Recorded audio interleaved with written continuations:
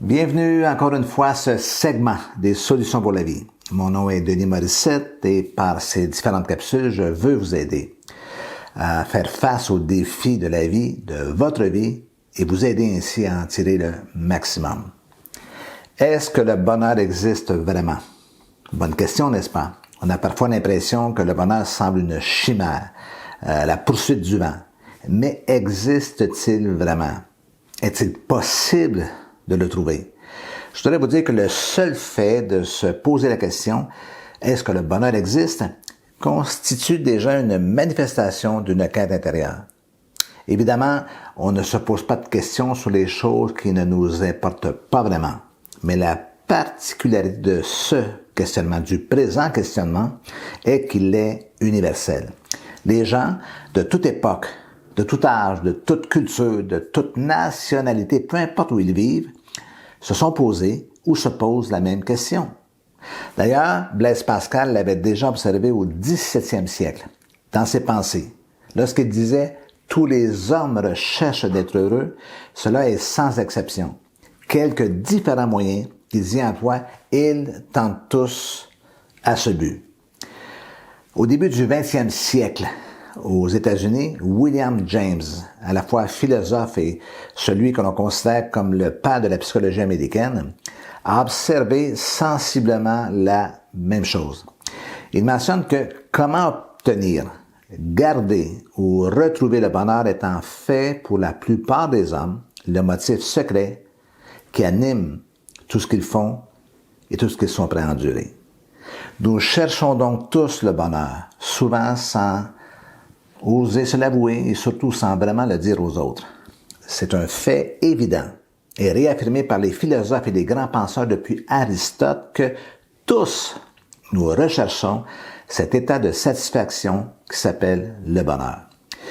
Nous le poursuivons donc comme une fin en soi plus que comme un élément secondaire de la vie. Vous savez, nous pouvons argumenter sur bien des éléments que nous considérons comme essentiels ou non à la vie, mais aucun de nous ne contestera le fait de désirer être heureux. Laissez-moi vous donner un exemple. Nous pouvons peut-être nous demander à quoi sert-il d'être riche si on n'est pas plus heureux. Mais jamais vous n'entendrez quelqu'un dire à quoi sert-il d'être heureux si on ne devient pas plus riche ou si on ne devient pas riche. L'aspiration au bonheur est donc incontestable. La véritable question n'est donc pas de savoir si nous devrions chercher le bonheur ou non, mais davantage de découvrir ce qui peut nous rendre heureux. Vous conviendrez que dans cette perspective, le bonheur est quelque chose de très personnel ou très personnalisé. Il ne représente pas la même chose pour tous.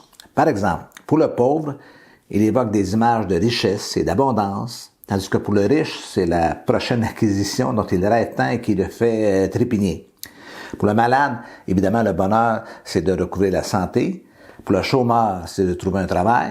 Et pour l'ouvrier, un meilleur emploi, de meilleures conditions, un meilleur salaire.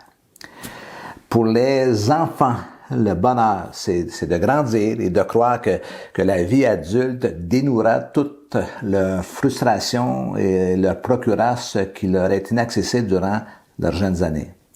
Pour les adultes, il prend la forme de la réussite et des réalisations, tandis que pour les gens d'âge mûr, les personnes à la retraite, le bonheur prend sa source dans la sécurité et la sérénité, qu'elle soit affective, financière ou autre. Cette quête donc est très personnelle parce qu'elle prend la forme de nos besoins propres, qui sont uniques et qui s'inscrivent évidemment dans notre parcours de vie. Ce qui me rend heureux et ce qui vous rend heureux peut différer. Votre quête de bonheur est donc normale. Oui, le bonheur existe, mais il n'est pas le même pour tous et chacun. Vous savez, il est fascinant de découvrir que l'une des premières, permettez-moi l'expression, grandes conférences que Jésus ait données publiquement portait en grande partie sur le bonheur.